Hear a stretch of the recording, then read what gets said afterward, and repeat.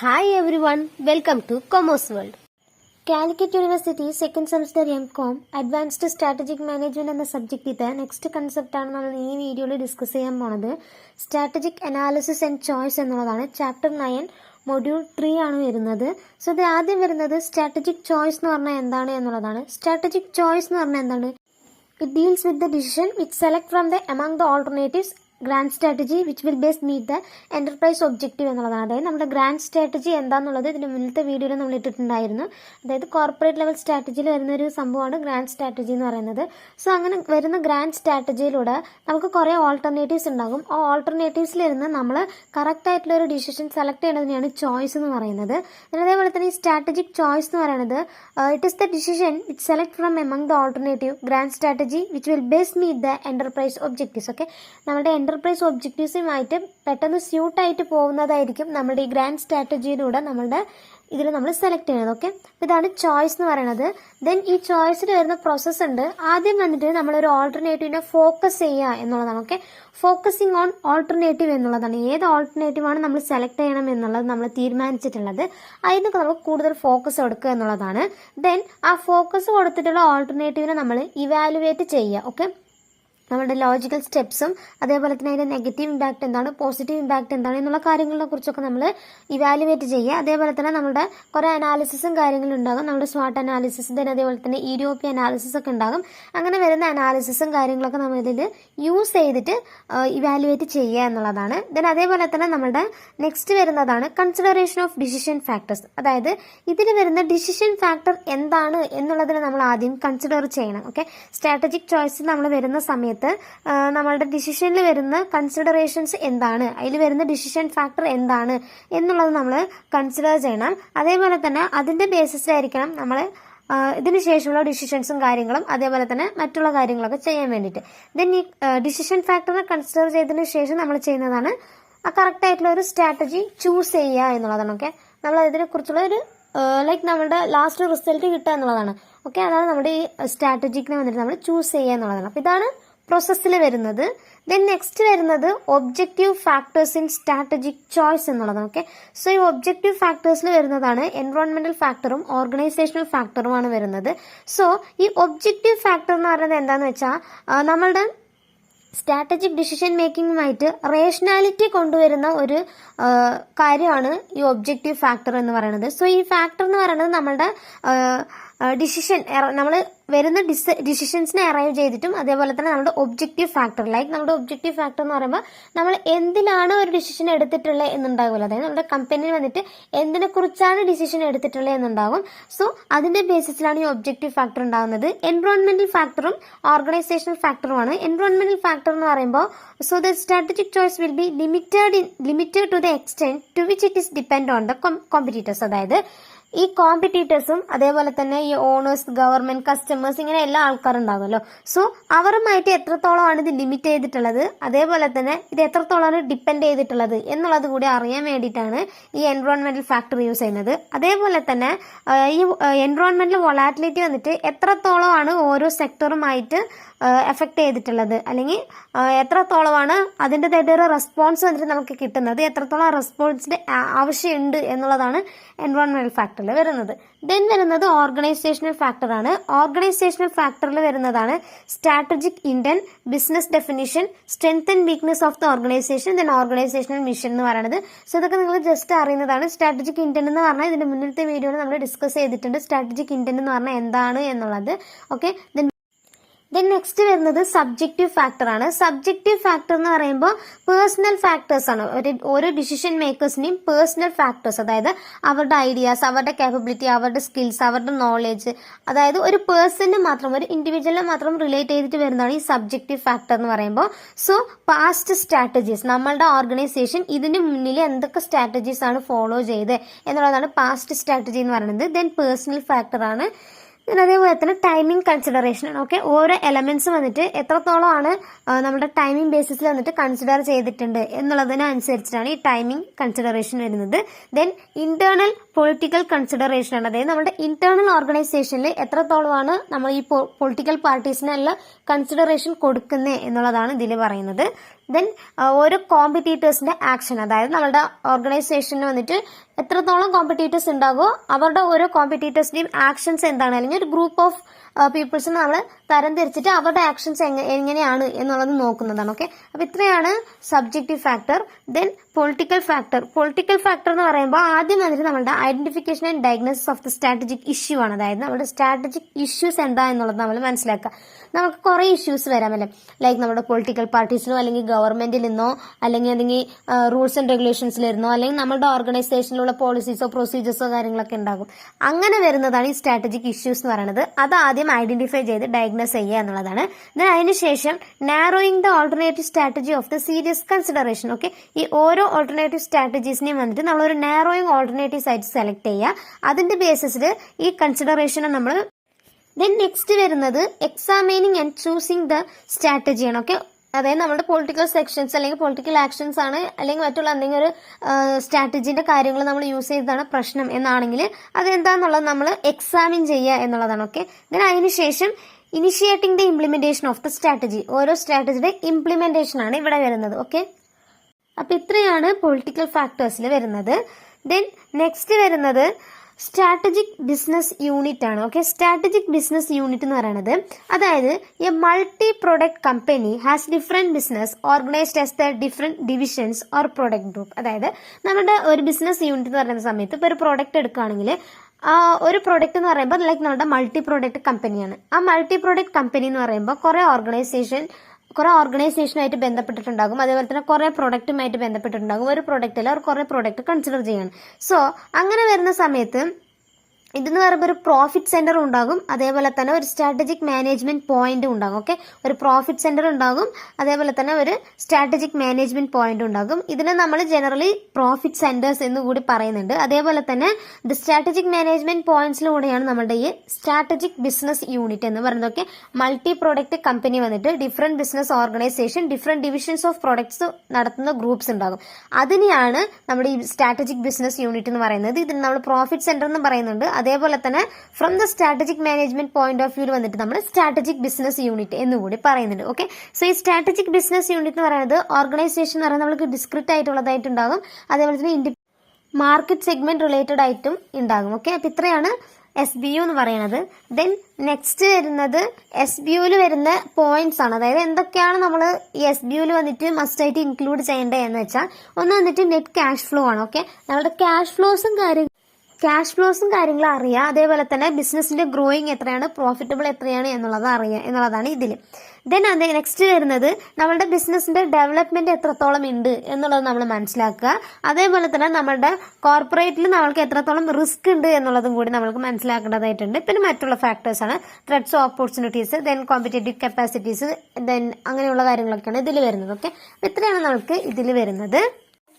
Next വരുന്നത് portfolio analysis ആണ്. So ഈ പോർട്ട്ഫോളിയോ അനാലിസിസ് എന്ന് പറയുന്നത് it is the quantitative technique that is used to determine the specific characteristic sketch of an investment portfolio. അതായത് ഒരു investment പോർട്ട്ഫോളിയോന്റെ പ്രത്യേകതരമായിട്ടൊരു features വന്നിട്ട് മനസ്സിലാക്കാൻ വേണ്ടിയിട്ട് നമ്മൾ യൂസ് ചെയ്യുന്നതാണ് ഈ പോർട്ട്ഫോളിയോ അനാലിസിസ് എന്നുള്ളതിലൂടെ ഉദ്ദേശിക്കുന്നത്. ഓക്കെ, നമ്മുടെ ഷെയർ മാർക്കറ്റൊക്കെ നമ്മൾ യൂസ് ചെയ്യുന്നതാണ്. സോ ഇതെന്ന് പറയുന്നത് does not take into the consideration sufficiently the factor of inflation which have considerable influences on cost and price level affecting the cash flow of the profitability of the business unit. Then also it may not be very useful in the condition of fluctuating over the foreign exchange rate for the business corporation. അതേപോലെ തന്നെ നമ്മുടെ ബിസിനസ്സിന് important export വരുന്ന സമയത്ത് നമുക്ക് അത്രത്തോളം useful ആവുന്ന ഒരു കാര്യമല്ല എന്നാണെങ്കിലും നമ്മുടെ ഇൻവെസ്റ്റ്മെന്റിൽ ചെയ്യുന്ന സമയത്ത് ഇത് യൂസ്ഫുൾ ആണ്. ഓക്കെ, അതേപോലെ തന്നെ ഒരു ബിസിനസ് കമ്പനിക്ക് വന്നിട്ട് ഡിഫറെന്റ് ടൈപ്സ് ഓഫ് പ്രൊഡക്ട്സ് മിക്സും കാര്യങ്ങളും അതേപോലെ തന്നെ ഡിഫറെന്റ് ആയിട്ടുള്ള പ്രോബ്ലംസും കാര്യങ്ങളും വരുന്ന സമയത്ത് നമ്മൾ ഇത് വന്നിട്ട് നമ്മൾ യൂസ് ചെയ്യുകയാണെങ്കിൽ പ്രോപ്പർ ആയിട്ടുള്ള ഒരു മാർക്കറ്റ് സെഗ്മെന്റിന് വേണ്ടിയിട്ട് നമ്മുടെ പോർട്ട്ഫോളിയോ അനാലിസിസ് വന്നിട്ട് ഹെൽപ്ഫുൾ ആണ്. ഓക്കെ, ദെൻ നെക്സ്റ്റ് വരുന്നത് ഡിസ്പ്ലേ മെട്രിക്സ് ആണ്.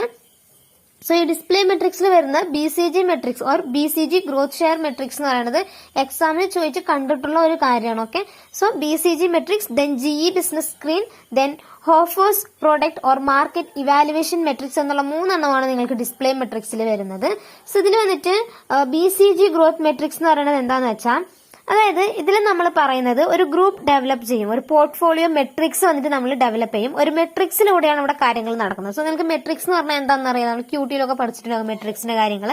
സോ അതാണ് മെട്രിക്സ് എന്ന് പറയുന്നത്. ആ മെട്രിക്സ് എന്ന് പറയുമ്പോൾ നമ്മളൊരു ഗ്രൂപ്പ് ഓഫ് കാര്യം നമ്മൾ ഉണ്ടാക്കും, ഒരു മെട്രിക്സ് പോലെ ഉണ്ടാക്കും. ആ മെട്രിക്സിന് വന്നിട്ട് നമ്മൾ BCG മെട്രിക്സ് എന്നുള്ള പേരാണ് നമ്മൾ കൊടുക്കുന്നത്. അതേപോലെ തന്നെ ഇതിന്റെ ഗ്രോത്ത് റേറ്റും അതേപോലെ തന്നെ റിലേറ്റീവ് മാർക്കറ്റ് ഷെയർസും നമ്മുടെ ഓർഗനൈസേഷനിലൂടെ നമുക്ക് അറിയാൻ പറ്റും എന്നാണ് പറയുന്നത്. ഓക്കെ, അതേപോലെ തന്നെ അതായത് നമ്മുടെ ഓരോ പ്രൊഡക്റ്റ് വന്നിട്ട് ഒരു ഗ്രാഫിക്കായി നമ്മൾ പ്ലോട്ട് ചെയ്തിട്ടുണ്ടാകും. സോ ഇതിൽ വന്നിട്ട് 4 ബ്രോഡാണ് നമ്മൾ പറയുന്നത്: star, question mark, cash curve, dog. Okay, എന്നുള്ള 4 എണ്ണമാണ് നമ്മളിവിടെ പറയുന്നത്. ഓക്കെ, സോ ഇതിൽ നമുക്ക് റിലേറ്റീവ് മാർക്കറ്റ് ഷെയറും മാർക്കറ്റ് ഗ്രോത്ത് റേറ്റും ഇത് രണ്ടും തമ്മിലുള്ള ഒരു റിലേഷൻഷിപ്പാണ്. ഇതിൽ നമ്മുടെ സ്റ്റാറും ക്വസ്റ്റ്യൻ മാർക്കും ദെൻ ക്യാഷ് കവും ഡോഗും എന്ന് നമ്മൾ പറഞ്ഞിട്ടുണ്ടായിരുന്നു.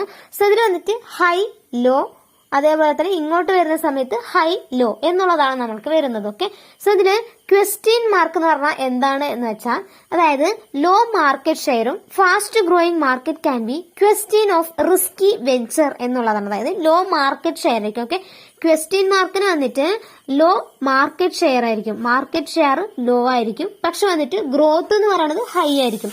അതാണ് നമ്മളുടെ ക്വസ്റ്റ്യൻ മാർക്ക് എന്ന് പറയുന്നത്. നമ്മുടെ സ്റ്റാർ എടുക്കുകയാണെങ്കിലോ, സ്റ്റാറിന് വന്നിട്ട് ഹൈ ആയിട്ടുള്ള മാർക്കറ്റ് ഷെയർ ആയിരിക്കും. ഓക്കെ, ഹൈ മാർക്കറ്റ് ഷെയർ ആയിരിക്കും.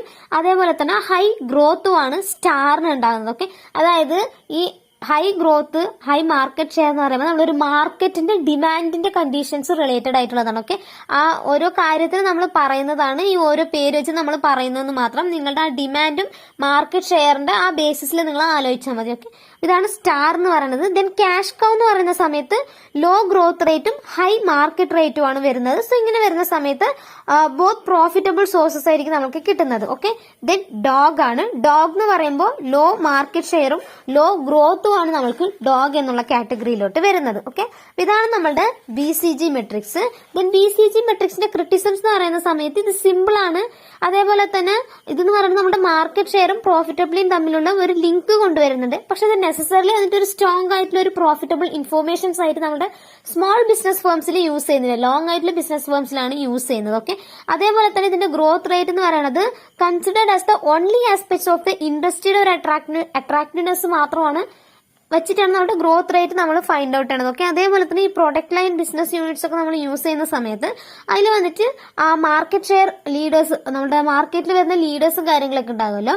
സോ അവർ വന്നിട്ട് ഈ മാർക്കറ്റ് ഷെയർസ് തമ്മിലുള്ള ഒരു റിലേഷൻ, അതേപോലെ തന്നെ ആ കൺസിഡറേഷനും കാര്യങ്ങളും എടുക്കാൻ വേണ്ടിയിട്ട് പ്രൊഡക്റ്റ് ലൈനുമായിട്ടുള്ള ബിസിനസ് യൂണിറ്റ്സ് തമ്മിലുള്ള നോക്കാനൊക്കെ വന്നിട്ട് അവർ ഹെൽപ്ഫുൾ ആയിട്ട് ഇരിക്കും എന്നാണ് പറയുന്നത്. ഓക്കെ, ഇതാണ് ആദ്യത്തെ. ദെൻ രണ്ടാമത്തത് വരുന്നതാണ് GE മെട്രിക്സ് എന്ന് പറയുന്നത്. GE മെട്രിക്സ് എന്ന് പറയുന്നത് ഒരു കോംപ്ലിക്കേറ്റഡ് മെട്രിക്സ് ആണ്. നമ്മുടെ BCG മെട്രിക്സ് എന്ന് പറയുന്നത് this is the more complicated matrix ആണ്. ഓക്കെ, BCG മെട്രിക്സ് വെച്ച് നോക്കുമ്പോൾ കുറച്ചുകൂടി കോംപ്ലിക്കേറ്റഡ് ആണ് ഈ GE മെട്രിക്സ് എന്ന് പറയുന്നത്. ഇത് ഡെവലപ്പ് ചെയ്തത് general electric company of USA ആണ് കൊണ്ടുവന്നത്, കിൻസെ കമ്പനിയാണ് കൊണ്ടുവന്നത്. സോ ഇതിൽ വന്നിട്ട് ബിസിനസിന്റെ സ്ട്രെങ്ത്തും അതേപോലെ തന്നെ അല്ലെങ്കിൽ നമ്മുടെ കോമ്പറ്റേറ്റീവ് പൊസിഷൻസ് ഇത് രണ്ടും ഇൻക്ലൂഡ് ചെയ്തിട്ടാണ് നമ്മുടെ മാർക്കറ്റ് ഷെയറും പ്രോഫിറ്റബിലിറ്റിയും സൈസും കസ്റ്റമേഴ്സും കാര്യങ്ങളൊക്കെ നോക്കുന്നതൊക്കെ ബിസിനസിന്റെ സ്ട്രെങ്ത്തും ഓർ കോമ്പറ്റേറ്റീവ് പൊസിഷൻസ് വെച്ചിട്ടാണ് നമ്മൾ നോക്കുന്നത്. ഓക്കെ, സോ ഇതിൽ ബിസിനസിന്റെ സ്ട്രെങ്ത് എന്ന് പറഞ്ഞാൽ നിങ്ങൾക്ക് കുറെ ഗ്രാഫുകളൊക്കെ പറഞ്ഞിട്ടുണ്ട്, ഇത് നിങ്ങൾ ജസ്റ്റ് ഒന്ന് നോക്കി വെച്ചാൽ മതി. ഓക്കെ, സോ ഇതൊന്നും നിങ്ങൾക്ക് പഠിച്ച് നിങ്ങൾക്ക് എഴുതാനൊന്നും പറ്റില്ല, ജസ്റ്റ് നിങ്ങളുടേതായിട്ട് ഒരു എക്സാമ്പിൾ വെച്ചിട്ട്. ദെൻ നെക്സ്റ്റ് വരുന്നത് മൂന്നാമത്തത് ഹോഫേഴ്സ് പ്രൊഡക്റ്റ് ആണ്. ഹോഫേഴ്സ് പ്രൊഡക്റ്റ് എന്ന് പറയുന്നത്, സോ ഹോഫേഴ്സ് വന്നിട്ട് ഒരു ന്യൂ അസസ്മെന്റ് ആണ് കൊണ്ടുവന്നിട്ടുള്ളത് ബിസിനസിന്റെ പോർട്ട്ഫോളിയോ കമ്പനിക്ക്. മൊത്തം 15 ക്വാർട്ടേഴ്സ് ആയിട്ടാണ് ആ ബിസിനസിനെ നമുക്ക് പറയുന്നത്. സോ ഈ മെത്തേഡ് എന്ന് പറയുന്നത് ഹോഫേഴ്സ് മെട്രിക്സ് എന്ന് കൂടി പറയുന്നുണ്ട്. സോ ഹോഫേഴ്സ് മെട്രിക്സ് എന്ന് പറയുമ്പോൾ ഓരോ കമ്പനിയിലും യൂസ് ചെയ്യുന്ന ഡിവിഷൻസും അതേപോലെ തന്നെ സ്ട്രാറ്റജിക് ബിസിനസ് യൂണിറ്റ്സിലുമാണ് ഇത് യൂസ് ചെയ്യുന്നത്. അതേപോലെ തന്നെ ഈ സ്ട്രാറ്റജിക് ബിസിനസ് യൂണിറ്റ്സ് നമ്മൾ കാണിക്കുന്നത് ഒരു ഗ്രാഫിക്കൽ റെപ്രസെന്റേഷൻ ആയിരിക്കും. പക്ഷെ 2 ആക്സിസ് ആണ്, like X axis Y axis എന്നുള്ള 2 ആക്സിസ് ആണുള്ളത്. പക്ഷെ 15 മെട്രിക്സ് 15 ക്വാർട്ടേഴ്സ് ആയിട്ടാണ് നമ്മൾ അതിനെ കാണിക്കുന്നത്. ഓക്കെ, ഇതിൽ വെർട്ടിക്കൽ ആക്സിസ് എന്ന് പറയുന്നത്, വെർട്ടിക്കൽ ആക്സിസ് റെപ്രസെന്റ് ചെയ്യുന്നത് Stages of the product market evaluation starting with initial development and passing through the growth എന്നുള്ളതും അതേപോലെ തന്നെ കോമ്പറ്റേറ്റീവ് ഷേക്ക് ഔട്ടും മെച്യൂരിറ്റി സാച്ചുറേഷൻ ആൻഡ് ഡിക്ലൈൻ എന്നുള്ളതാണ് നമ്മുടെ വെർട്ടിക്കൽ സ്റ്റേജ് റെപ്രസെന്റ് ചെയ്യുന്നത്. ദെൻ ഹൊറിസോണ്ടൽ ആക്സിസ് റെപ്രസെന്റ് ചെയ്യുന്നത് competitive position of the strategic business യൂണിറ്റും അത് സ്ട്രോങ് ആണോ ആവറേജ് ആണോ വീക്ക് ആണോ എന്നുള്ളത് അറിയാൻ വേണ്ടിയിട്ടാണ് ഈ ഹൊറിസോണ്ടലും വെർട്ടിക്കലും നമ്മൾ യൂസ് ചെയ്യുന്നത്. ഓക്കെ, ഇവിടെ ഓഫേഴ്സിന് പ്രൊഡക്റ്റ് മാർക്കറ്റ് ഇവാലുവേഷൻ മെട്രിക്സ് കൊടുത്തിട്ടുണ്ട്, ലൈക്ക് പേജ് നമ്പർ 191 കൊടുത്തിട്ടുണ്ട്. സോ അത് നിങ്ങൾ നോക്കി വെക്കുക. ഓക്കെ, സ്ട്രോങ് ആകുമ്പോൾ എങ്ങനെയാണ്, ആവറേജ് ആകുമ്പോൾ എങ്ങനെയാണ്, വീക്ക് ആകുമ്പോൾ എങ്ങനെയാണ് എന്നുള്ളതിൽ പറയുന്നുണ്ട്. ഓക്കെ, അപ്പൊ ഇത്രയാണ് നമ്മളുടെ ഡിസ്പ്ലേ മെട്രിക്സിൽ വരുന്നത്. ദെൻ നെക്സ്റ്റ് വരുന്നത് ഫാക്ടേഴ്സ് ഇൻഫ്ലുവൻസിങ് പോർട്ട്ഫോളിയോ സ്ട്രാറ്റജിയാണ്. സോ ഇത് നിങ്ങൾ ജസ്റ്റ് ഒന്ന് നോക്കിയാൽ മതി. ഓക്കെ, ഇതിന്റെ ഉള്ളിലുള്ള പോയിന്റ്സ് നിങ്ങൾ എഴുതിയാൽ മതി, ജസ്റ്റ് ഹെഡിങ് മാത്രം നോക്കി വെക്കുക. ഫാക്ടേഴ്സ് എന്ന് പറയുമ്പോൾ മിഷൻ ആൻഡ് വിഷൻ ആണ്, നിങ്ങൾക്ക് എന്താണെന്ന് അറിയാം. Then value system, future prospects, then position of the portfolio matrix, അതായത് പോർട്ട്ഫോളിയോ മെട്രിക്സിന്റെ പൊസിഷൻ വന്നിട്ട് എങ്ങനെയാണ് എന്നുള്ളതാണ്. അതായത് ഹൈ ഗ്രോത്ത് ആണോ ലോ ഗ്രോത്ത് ആണോ, അല്ലെങ്കിൽ സ്ട്രെങ്ത് എങ്ങനെ, ലൈക്ക് വീക്ക് ആണോ അല്ലെങ്കിൽ സ്ട്രോങ് ആണോ എന്നുള്ളതൊക്കെയാണ് ഇതിൽ പറയുന്നത്. Then government policies, then supply demand condition. Next വരുന്നത് ബെനിഫിറ്റ്സ് ആണ്. സോ ബെനിഫിറ്റ്സ് എന്ന് പറയുമ്പോൾ ഒന്നാമത് നമുക്ക് ഒബ്ജക്റ്റീവ്സ് സെറ്റ് ചെയ്യാനായിട്ട് ഹെൽപ്ഫുൾ ആണ്. അതേപോലെ തന്നെ നമ്മുടെ ക്യാഷ് ഫ്ലോസിൽ വരുന്ന പ്രോബ്ലംസ് വന്നിട്ട് സോൾവ് ചെയ്യാനായിട്ട് ഹെൽപ്ഫുൾ ആണ്. ദെൻ നമ്മുടെ ജഡ്ജ്മെന്റ്സ്, അതായത് മാനേജീരിയൽ ജഡ്ജ്മെന്റ്സും ഡിസിഷൻ മേക്കിങ്ങിനും ഹെൽപ്ഫുൾ ആണ്. അതേപോലെ തന്നെ എഫക്റ്റീവ് ആയിട്ടുള്ള കമ്മ്യൂണിക്കേഷന് ഹെൽപ്ഫുൾ ആണ്. അതായത് ഒരു ഗ്രാഫിക്കൽ റെപ്രസെന്റേഷൻ ആയതുകൊണ്ട് തന്നെ നമുക്ക് പെട്ടെന്ന് മനസ്സിലാക്കാൻ പറ്റും എന്നുള്ളതാണ് പറയുന്നത്. ഓക്കെ, ദെൻ ലിമിറ്റേഷൻസ് എന്ന് പറയുന്ന സമയത്ത് മാർക്കറ്റ് ഷെയർസ് അതിന്റെ കേസസിൽ വരുന്ന സമയത്ത് നമ്മൾക്ക് എല്ലാം അക്യുറേറ്റ് ആയിട്ട് പറയാൻ പറ്റത്തില്ല എന്നുള്ളതാണ് ഒരു ലിമിറ്റേഷൻ. അതേപോലെ തന്നെ നമ്മൾക്ക് സം ഓപ്പർച്യൂണിറ്റീസ് എന്ന് പറയുന്നത് നമ്മളുടെ ഇംപ്രാക്ടിക്കബിലിറ്റി ആണ്. അതായത് നമുക്ക് പെട്ടെന്ന് എല്ലാ ഓപ്പർച്യൂണിറ്റീസ് നമുക്ക് യൂസ് ചെയ്യാൻ പറ്റിയെന്ന് വരില്ല, ചില ഓപ്പർച്യൂണിറ്റീസ് നമ്മൾ മിസ് ചെയ്തതായിരിക്കും.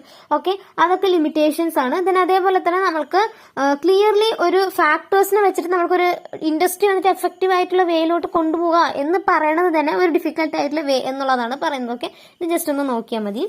ദെൻ നെക്സ്റ്റ് വരുന്നതാണ് forces driving competitions in an industry, അതായത് മൈക്കൽ പോർട്ടേഴ്സിന്റെ അനാലിസിസ് ആണ് നമുക്ക് ഇവിടെ പറയുന്നത്.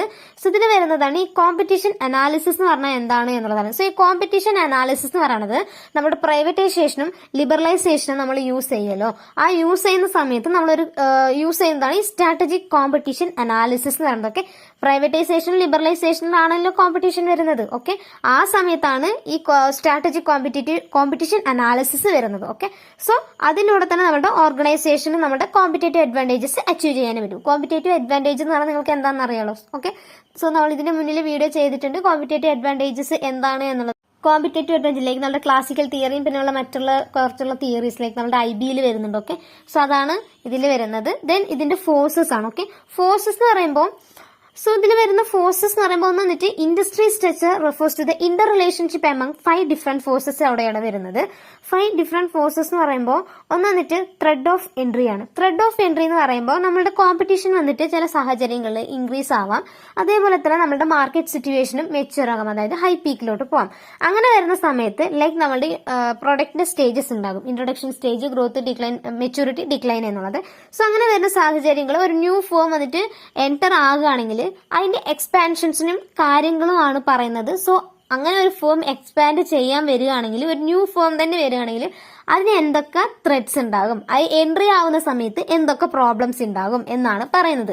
അത് നിങ്ങൾ ഈ പ്രൊഡക്ഷന്റെ ലൈഫ് സൈക്കിളിനെ വെച്ച് എഴുതിയാൽ മതി. ഓക്കെ, ഗ്രോത്തിൽ എങ്ങനെയാണ്, ഇൻട്രൊഡക്ഷനിൽ എങ്ങനെയാണ്, ഡിക്ലൈൻ, മെച്യൂരിറ്റി ഇതിലൊക്കെ എങ്ങനെയാണ് എന്നുള്ളതിനനുസരിച്ച് എഴുതിയാൽ മതി. Okay, then degree of rivalry ആണ്. ഇതെന്ന് പറയുമ്പോൾ നമ്പർ ഓഫ് കോമ്പറ്റീറ്റേഴ്സ് എത്രയുണ്ടാകും, അതേപോലെ തന്നെ ഇൻഡസ്ട്രിയൽ ഗ്രോത്തിന്റെ റേറ്റ് എത്രയാണ്, ദെൻ പ്രൊഡക്റ്റ് ഓർ സർവീസസിൽ വരുന്ന ചേഞ്ചസ് എന്താണ്, ദെൻ ഫിക്സഡ് കോസ്റ്റ് എന്താണ്, then capacity, exit barriers, then diversity of rivals എന്നുള്ളതൊക്കെയാണ് ഇതിൽ പറയുന്നത്.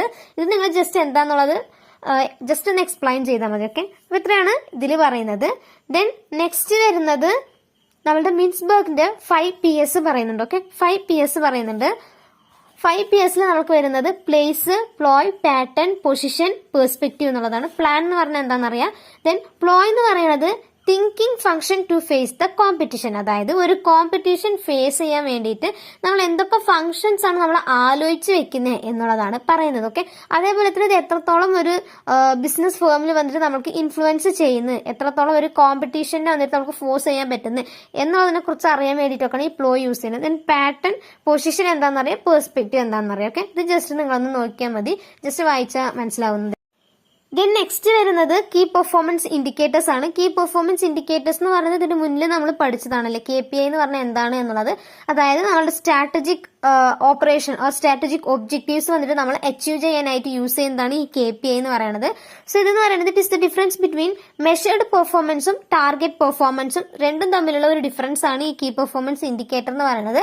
അതേപോലെ തന്നെ then it is the time to reconsider and analysis the causes and take correct actions. അതായത് കോസസ് എന്താന്നുള്ളത് മനസ്സിലാക്കിയിട്ട് കറക്റ്റ് ആയിട്ടുള്ള ആക്ഷൻസ് എടുക്കാൻ നമുക്ക് KPI വന്നിട്ട് യൂസ്ഫുൾ ആണ് എന്നാണ് പറയുന്നത്. ദെൻ ഇതിന്റെ ഫീച്ചേഴ്സ് എന്ന് പറയുമ്പോൾ ഒന്ന് വന്നിട്ട് നമ്മളുടെ സ്ട്രാറ്റജിക് വർക്കിംഗ് ഒബ്ജക്റ്റീവ്സ് നമ്മൾക്ക് പ്രൊവൈഡ് ചെയ്യാനും അതിന്റെ സ്ട്രാറ്റജിക് വർക്കിങ്ങിന് വേണ്ടിയിട്ട് ഹെൽപ്ഫുൾ ആണ്. അതേപോലെ തന്നെ നമ്മളുടെ കമ്പാരിസണും ഗസ്സിനും നമ്മുടെ പെർഫോമൻസിൽ വരുന്ന ചേഞ്ചസ് വന്നിട്ട് മനസ്സിലാക്കാനായിട്ട് ഹെൽപ്ഫുൾ ആണ്.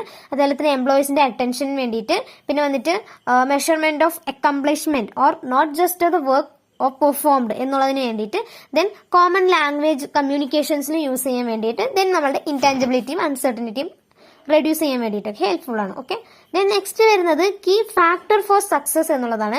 കീ ഫാക്ടർ ഫോർ സക്സസ് എന്ന് പറയുമ്പോൾ ഇതിൽ നമ്മൾ യൂസ് ചെയ്യുന്നത് key functional or operating areas ആണ് നമ്മൾ യൂസ് ചെയ്യുന്നത്. അതായത് നമ്മുടെ ഓർഗനൈസേഷന് മെയിൻ ആയിട്ടുള്ള എന്തെങ്കിലും ഒരു സോഴ്സസോ അല്ലെങ്കിൽ മെയിൻ ആയിട്ട് എന്തെങ്കിലും ഒരു സ്കിൽസോ അല്ലെങ്കിൽ അങ്ങനെയുള്ള കാര്യങ്ങളുണ്ടാകും. അതായത് നമ്മുടെ ഓർഗനൈസേഷന് മാത്രമുള്ള ഒരു പ്രത്യേകത. ഓക്കെ, അതാണ് ഈ കീ ഫാക്ടർ ഫോർ സക്സസ് എന്ന് നമ്മൾ പറയുന്നത്. ഓക്കെ, ഒരു സക്സസ്ഫുൾ ആയിട്ട് നമ്മൾ ഇംപ്ലിമെന്റ് ചെയ്യുകയാണെങ്കിൽ 5 ക്രിട്ടിക്കൽ ഫാക്ടേഴ്സ് ആണ് വരുന്നത്. ഒന്ന് വന്നിട്ട് എൻഗേജ്മെന്റ് ആണ്. എൻഗേജ്മെന്റ് എന്ന് പറയുന്ന സമയത്ത് നമ്മുടെ ഓർഗനൈസേഷൻ എന്ന് വന്നിട്ട് like planning process not an event. Strategic planning is a process not an event എന്നുള്ളതാണ്. ഓക്കെ, സോ നമ്മുടെ ഈ സ്ട്രാറ്റജിക് മാനേജ്മെന്റ് പ്രോസസ് എന്ന് പറയുന്നത് ഒരു ഇവന്റ് ആയിട്ട് മാത്രം കണക്കാക്കാൻ പറ്റുന്ന ഒരു കാര്യമല്ല, നമ്മളുടെ എൻറ്റയർ ലൈഫിലോട്ടും വരുന്നതാണ് ഈ എൻഗേജ്മെന്റ് എന്ന് പറയുന്നത്. ഓക്കെ, അതേപോലെ തന്നെ ഈ കീ എലമെന്റ്സും പ്രോസസ്സും വന്നിട്ട് നമ്മുടെ എല്ലാ ലെവൽസിലും നമ്മൾ യൂസ് ചെയ്യുന്ന ഒരു കാര്യം കൂടിയാണ്.